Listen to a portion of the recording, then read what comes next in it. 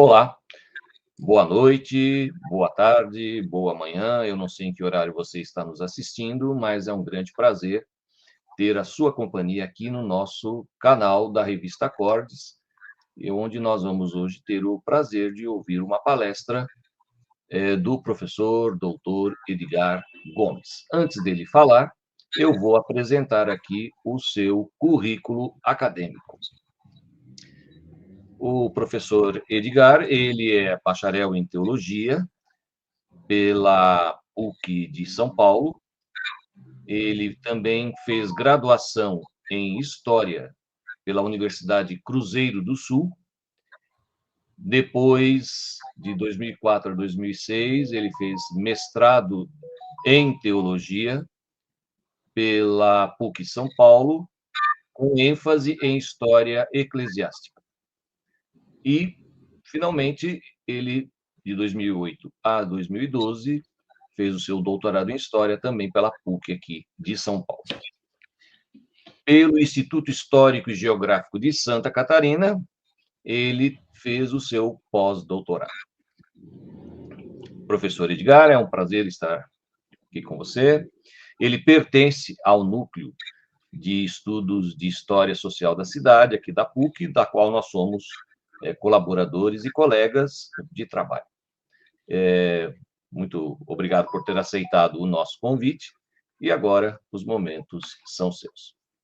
Muito obrigado, Francisco. Eu agradeço o convite e é sempre bom a gente estar refletindo, né, sobre temas importantes da nossa história. E a nossa palestra de hoje, eu vou me concentrar numa conversa com vocês sobre fundamentalismo religioso, a nova religião de Estado. Primeiro, eu vou fazer uma introdução geral, com uma breve reflexão teórica, para analisar algumas fontes da atuação fundamentalista da religião no passado e no presente. Depois eu vou fechar com uma proposição do que estaria se desenhando como uma nova religião de Estado. E eu vou iniciar essa reflexão com uma citação do professor Ivan Manuel, que eu acho que ela é cirúrgica nessa questão que a gente vai refletir aqui hoje. Em seu texto, Tempo e Movimento na Filosofia Católica da História, ele fala o seguinte, abre aspas, a história é realizada unicamente, todos nós sabemos, pelos atos humanos. Entretanto, existem dois fundamentos, dois alicerces que se constituem no locus e na condição para as ações humanas, sem o que os atos que constroem a história não poderiam ser praticados. São eles o tempo e o movimento. Quanto ao movimento, penso poder ser definido como qualquer deslocamento de qualquer corpo ou onda de radiação em qualquer espaço, e o tempo, penso poder defini-lo como o lapso ou intervalo entre o início e o fim de qualquer movimento ou acontecimento, tem esse lapso a duração que tiver. Ele continua ainda em outro trabalho muito importante dele, no livro O Pêndulo da História. Ele faz algumas análises importantes sobre a vocação que a instituição católica tem para, em alguns momentos da história, segurar o movimento pendular dessa história. Seria a tentação de reter o pêndulo da história na posição que mais lhe favoreceria. Outro ponto importante levantado pelo professor Ivan Manuel é a clareza que ele tem para nos trazer uma reflexão sobre a multiplicidade de catolicismos que existem dentro do catolicismo. Ele faz a pergunta: de qual igreja católica você está falando?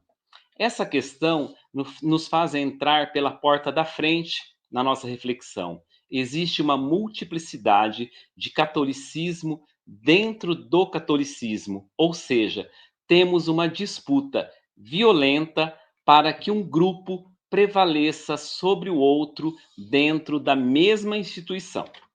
Explico. A professora Yara Curi, em uma aula sobre cultura e representação no doutorado que eu fiz com ela em 2007, ela desenhou no quadro uma bola muito grande, E no interior dessa bola, ela fez várias bolinhas. E ela disse o seguinte para nós: temos um partido. E dentro, ele é todo partido em grupos menores, um tentando se sobrepor ao outro.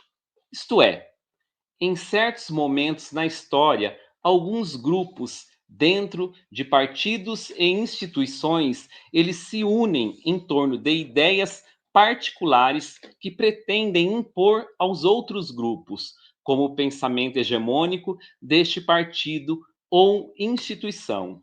Nem sempre o projeto que aparece de forma visível é realmente o que todos defendem a respeito de um tema X ou Y naquele partido ou instituição. Ele é apenas parte das articulações de grupos que prevalecem sobre outros naquele momento. E é neste sentido que eu vou tentar, nessa conversa com vocês, dialogar um pouco sobre essa questão da nova religião de Estado e no enfoque dentro do catolicismo. E eu vou dar um outro exemplo aqui para iniciar essa nossa reflexão, como é interessante como as palavras, às vezes, elas devem ser muito bem colocadas para não haver confusão. Durante a pandemia SARS-CoV-2, o vírus que provoca a doença Covid-19, durante uma das inúmeras aulas síncronas que eu dava, uma delas foi de América Independente, e eu falava sobre a elite política.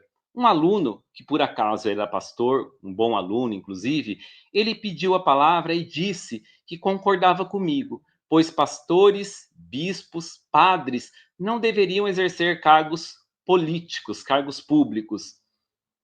O entendimento dele estava em desacordo com o exemplo dado. Ele entendeu a minha reflexão de uma outra forma. Minha observação a respeito estava na contramão, na realidade, da fala desse aluno.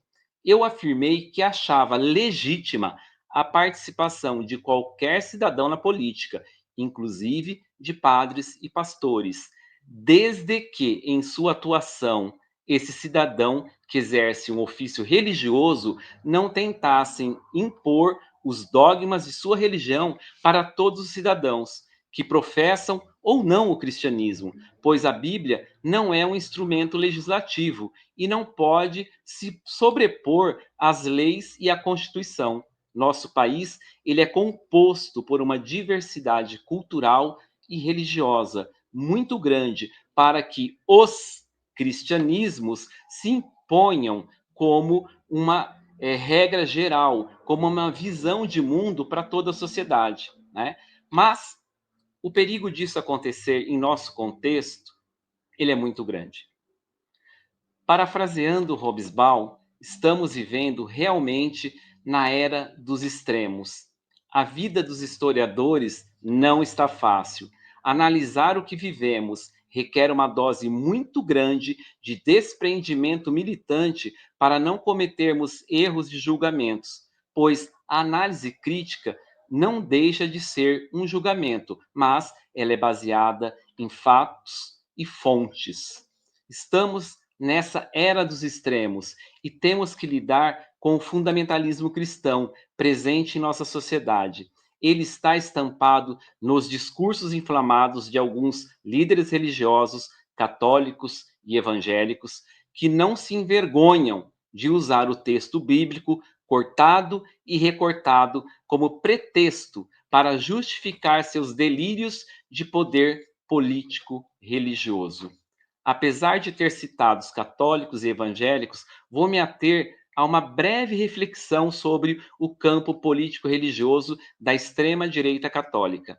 Enfrentamos aqui duas questões importantes. A primeira é metodológica. Ao lidarmos com a história do tempo presente, onde a principal característica deve ser a análise de eventos históricos recentes, muitas vezes usando fontes que também podem ser produzidas pelo próprio historiador, como a história oral. Além disso, a história do tempo presente se distingue pela busca por uma maior compreensão da temporalidade e da relação entre passado e presente.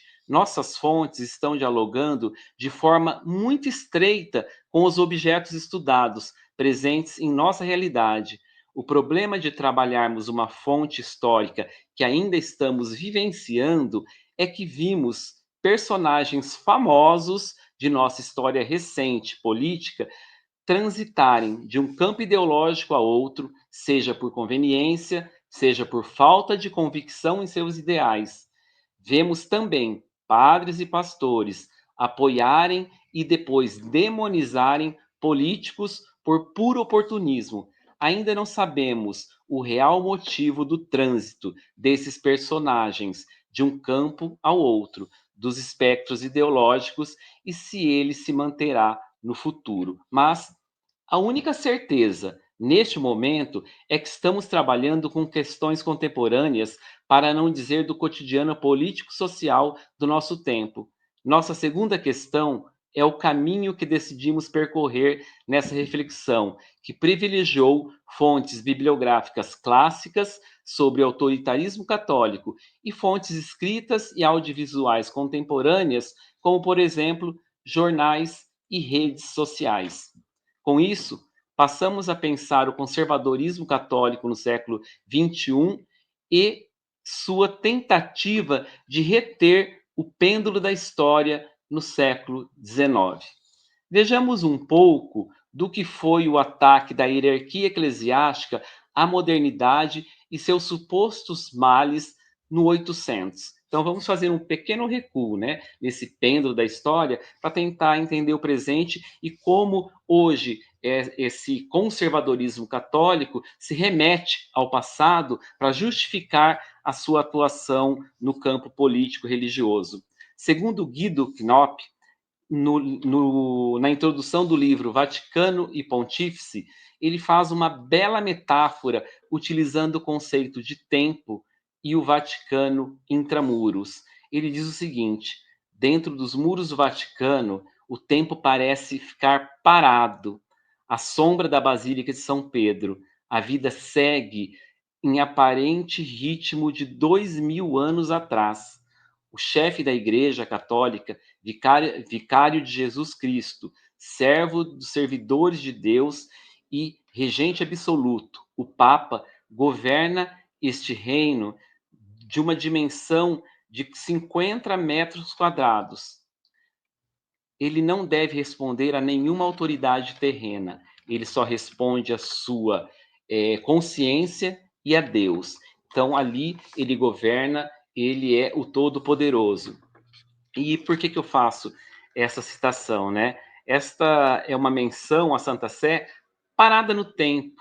É uma grande tentação que as instituições, né, muito antigas, como a Igreja Católica, têm de conservar, né, muitas vezes seu poder, de que ele seja perene na história. Mas isso a gente sabe que não é possível. Então, nessa história de longa duração, ela nunca vai estar imóvel, ela nunca vai estar com o mesmo poder de um tempo em outro. Então, no decorrer do século XIX, a hierarquia católica ela vai reagir a tudo que considera provocação do mundo moderno à sua moral e aos seus dogmas. Naquele contexto, não houve distinção a nenhuma vertente político-intelectual. Vejamos.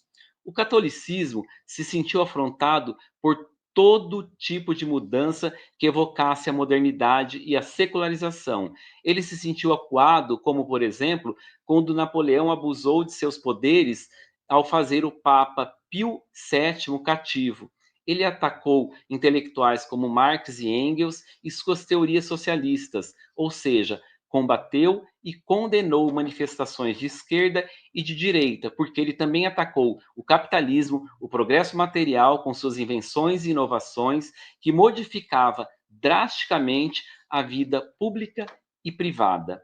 No papado de Gregório XVI, foram editadas 8 encíclicas, 6 na década de 1830 e 2 na década de 1840. Nelas, o Papa exorta os fiéis à obediência aos poderes constituídos, à Igreja e aos governantes temporais, que giravam em torno do orbe católico. incentivava as missões religiosas e condenava, inclusive, os intelectuais católicos que se desviavam da ortodoxia proposta pela Igreja. Condenava as sociedades bíblicas não católicas, entre outras, né, mazelas, inclusive a luz elétrica,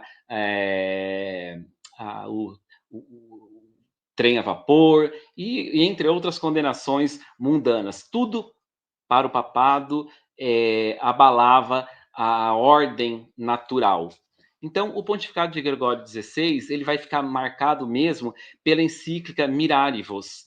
Em agosto de 1832, essa encíclica foi editada, composta por 24 tópicos. Já nos primeiros parágrafos, podemos encontrar a condenação aos males atuais, dos quais se destacam o liberalismo que trazia em seu bojo a ascensão da burguesia e a separação entre o Estado e a Igreja, e o abandono gradual da religião e de organizações sociais constituídas sob as bases tradicionais.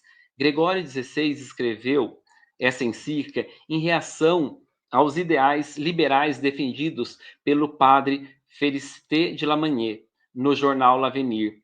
Apesar de não serem citados na carta, há uma censura implícita a Lamennais, que inicialmente submeteu ao veto papal, mas posteriormente ele deixou o estado clerical e escreveu o livro Paroles d'un Croyant, reafirmando sua posição em defesa do liberalismo. Em suma, a encíclica se resume a enfrentar o que imaginava estar contra a Igreja. Reafirmava-se a autoridade do Papa, o valor do celibato, a insolubilidade do matrimônio, entre outras questões. Condenava-se o indiferentismo e o racionalismo, a liberdade de consciência, de imprensa e de pensamento, assim como a separação entre Estado e Igreja. Seu substituto, Pio IX, nascido Giovanni Mastai Ferretti, reinou por quase 3 décadas. Esse Papa escreveu 28 documentos que impactaram não apenas o contexto em que foram editados, mas que ainda impactam o imaginário católico, como, por exemplo, o documento Aeterni Patris, proclamação do Concílio Ecumênico Vaticano I. Esse concílio ainda levanta muitas polêmicas, como, por exemplo, a instituição do dogma da infalibilidade papal, que define o Papa como infalível quando se pronuncia sobre temas de fé e moral. Outro documento de Pio IX que causou bastante impacto foi a encíclica Quanta Cura, com a condenação e proscrição dos erros de seu tempo, e os sílabos, onde são reunidas as 80 proposições com as condenações aos erros da modernidade e outras exortações escritas por Pio IX, que também foram reunidas neste documento. A Igreja do 800 estava ficando cada vez mais hermética com a edição desses documentos, e assim permaneceu por décadas, durante, inclusive, o 900. Os papas do 800 foram figuras marcantes para a Igreja. Tentaram recusar o movimento da história, negando a modernidade e a diversidade que estava se constituindo no mundo, mas ainda hoje são modelos, pelo menos Pio IX, para uma geração de católicos reacionários que insistem na manutenção do status quo da Igreja imersa no 800. Podemos perceber, por parte desses reacionários, uma necessidade de presentificação dessa instituição que estava parada no tempo, cheirando a mofo, e o que o Concílio Vaticano II tenta resgatar ainda hoje. Vamos entrar agora em uma outra parte da reflexão. Vamos falar um pouco sobre os católicos reacionários e a extrema-direita brasileira, a extrema-direita católica brasileira e os reacionários. Os católicos reacionários, eles estão espalhados por todo o orbe católico. Estão bem organizados em grupos religiosos e ligados a políticos influentes da extrema-direita mundial. São financiados por bilionários, corporações e think tanks. Segundo Camila Rocha, do Diplomatique, abre aspas, a maior parte das organizações ultraliberais angaria recursos por meio de editais disponibilizados nos sites de fundações e think tanks libertarianas estrangeiras, como as norte-americanas Cato e Atlas, e a alemã Friedrich Naumann. Fecha aspas.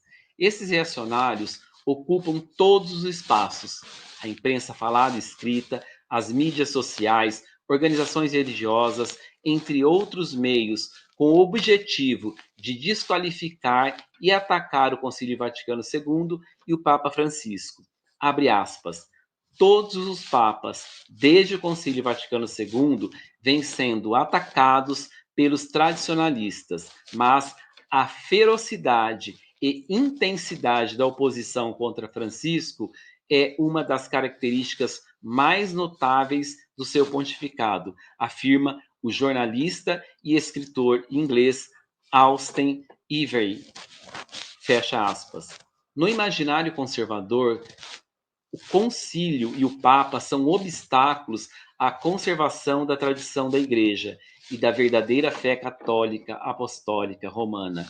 Vejamos de forma sucinta o modus operandi do católico conservador e seu perfil ideológico. Em qualquer dicionário, podemos encontrar a definição recorrente sobre um ser reacionário. Abre aspas. Conservador, tradicionalista, retrógrado, conservadorista, conservantista, regressistas. Fecha aspas. Este católico conservador reacionário que podemos encontrar no Brasil ou em outras partes do orbe católico, como eu disse há pouco, tem se alinhado ideologicamente com a extrema-direita fascista nessa nova onda mundial conservadora. Este católico é um militante ligado a políticos como, por exemplo, o ex-presidente brasileiro Jair Bolsonaro e ao presidente estadunidense Donald Trump. Eles usam seu poder para proteger todo tipo de transgressão e crime que possa favorecer a linha ideológica que defendem, a extrema-direita fascista. Um exemplo disso é que, por ocasião do Sínodo da Amazônia, em 2019, houve uma exposição de objetos de indígenas desta região no Vaticano. Entre os objetos, poderiam ser apreciados pequenas estátuas de madeira representando uma indígena grávida. Não demorou para os extremistas vomitarem seus preconceitos contra os povos originários brasileiros.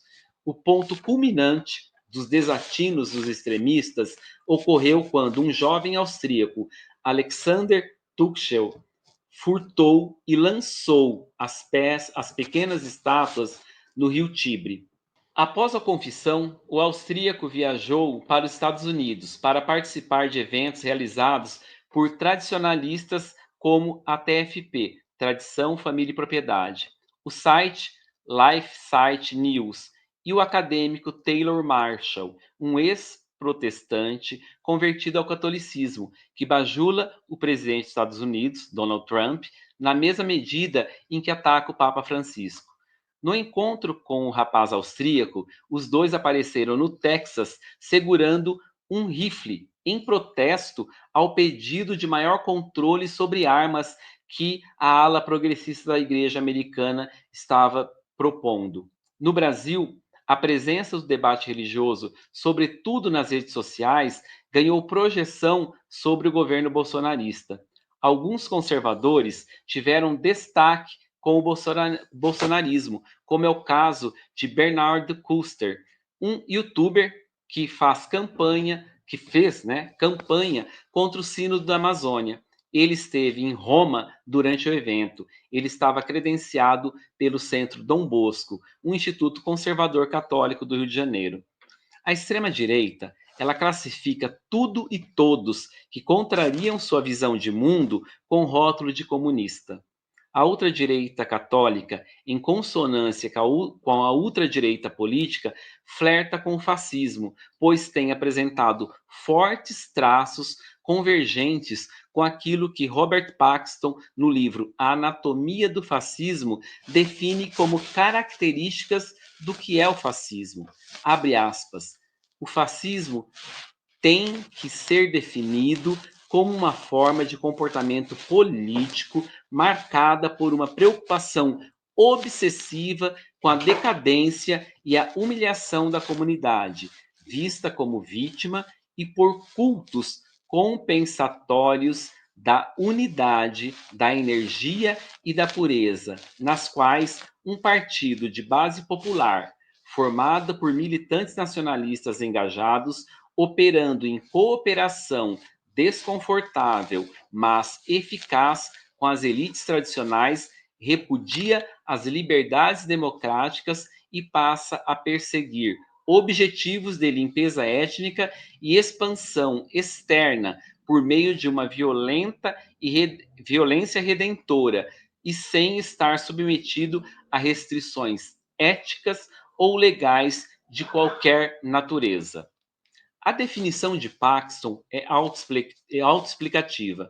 Não precisaríamos desenhar as situações absurdas que temos observados na última década no país, com padres e pastores fazendo apologia a armas e atacando os direitos das minorias, como, por exemplo, as comunidades LGBTQIPNA+, feministas, nordestinos, além do racismo religioso. Mas vamos demonstrar com mais alguns exemplos o viés fascista desses religiosos católicos ultraconservadores.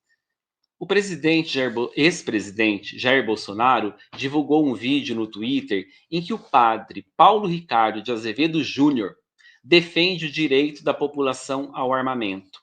Vigário em Cuiabá, Paulo Ricardo apoiou a candidatura do Bolsonaro à presidência e é conhecido por seus discursos contra a esquerda e o PT. Devido à sua militância, ficou conhecido como o Malafaia dos Católicos, referência ao pastor Silas Malafaia, líder da Assembleia de Deus Vitória em Cristo e aliado do ex-presidente. Abre aspas. Nós cristãos buscamos a paz, mas não somos pacifistas, porque somos capazes de lutar, diz o padre em seu vídeo, atribuindo a fala ao Papa Paulo VI. O padre Paulo Ricardo faz jus à comparação com o pastor Silas Malafaia, da Assembleia de Deus Vitória em Cristo. Ele é midiático, distorce a realidade para endossar o que diz, mas figuras de menor inserção nos meios de comunicação também se utilizam de sua condição privilegiada dentro das comunidades religiosas para atacar e demonstrar total falta de empatia com as mazelas das minorias. Os ataques não se restringem às minorias, mas à própria instituição católica quando se coloca em defesa dessas minorias. Em 2021, como, por exemplo, de um ataque à própria instituição, a campanha da fraternidade estava condenando o negacionismo e a violência contra minorias, promovido pela Igreja Católica e outras entidades cristãs desde os anos 60. A campanha da fraternidade chegou a 2021 sob a ira da ala religiosa ultraconservadora. O texto base da campanha condenava a violência contra as mulheres, negros, indígenas e LGBTs. Também desaprovava o negacionismo em relação ao coronavírus, com direito a críticas à atuação do governo federal e a postura das igrejas em relação ao distanciamento social. Como dissemos, a campanha da fraternidade é tradicionalmente realizada pela Igreja Católica em parceria com outras igrejas cristãs. O texto básico é escrito por membros do Conselho Nacional de Igrejas Cristãs do Brasil, o CONIC, e passa também pelo aval da Direção-Geral da Conferência Nacional dos Bispos do Brasil, a CNBB, com o tema Fraternidade e Diálogo, Compromisso de Amor. A tradicional iniciativa sempre pede doações de fiéis para financiar projetos sociais apoiados pelas igrejas. Na edição daquele ano, contudo, os ultraconservadores tentaram boicotar as doações e protagonizaram ataques aos envolvidos na campanha. Eles se mobilizaram para pedir que os católicos não fizessem doações. E já partindo para a nossa conclusão, vamos pensar um pouco no que eu jogo aqui nessa reflexão passado e presente, né? Então, eu faço esse jogo passado e presente para pensar atualmente sobre a presentificação e a conveniência da manutenção do status quo dessa igreja ultraconservadora. O ano era 2020. E a repórter Juliana Dalpiva, do UOL Folha, em colaboração com jornalistas da Reporters Foundation da Polônia e da França, investigaram grupos de católicos ultraconservadores na Polônia e no exterior. Na matéria consultada, as cifras são vultuosas. Elas chegam a remessas com valores de até 10 milhões de euros. Segundo Dalpiva, abre aspas, os valores canalizados ao longo de vários anos pelos fundadores da instituição Ordo Iuris da Polônia para organizações católicas radicais do exterior chegam a 10 milhões de euros. Só no Brasil e na França, desde 2004, foram enviados anualmente 500 mil euros. Fecha aspas. Pois bem, essa rede muito benevolente de religiosos mundo afora está mais preocupada com pautas políticas envolvendo a moral do que o bem-estar de pessoas em condições de pobreza e exclusão social. Os valores são para financiar campanhas de combate contra o que esses grupos consideram ser um ataque à moral cristã. Os fundadores apoiam uma rede de entidades que se organizam contra as manifestações anti-LGBTQIA+, petição e marchas anti-aborto, campanhas contra a entrega da hóstia na mão. Então, assim, esses volumes vultuosos de euros, eles não têm uma finalidade de socorrer vítimas de acidentes naturais ou da fome na África, na América Latina ou em qualquer parte. Eles estão mais preocupados com as pautas morais, que ela dialoga com as pautas hoje das políticas partidárias, que faz vulto, né, nas campanhas. Então, eles batem sempre nessa tecla.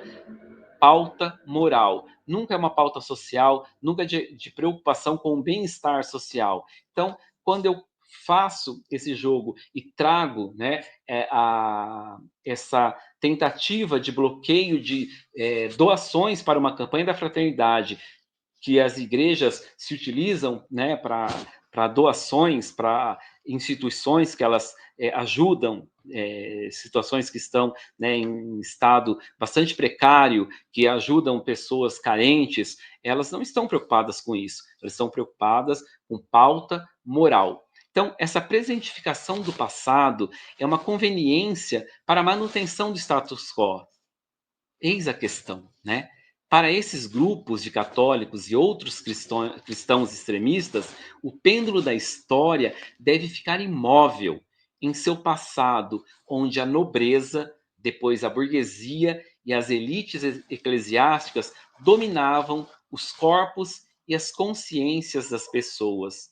E por que eu chamo essas ações ultraconservadoras de nova religião de Estado?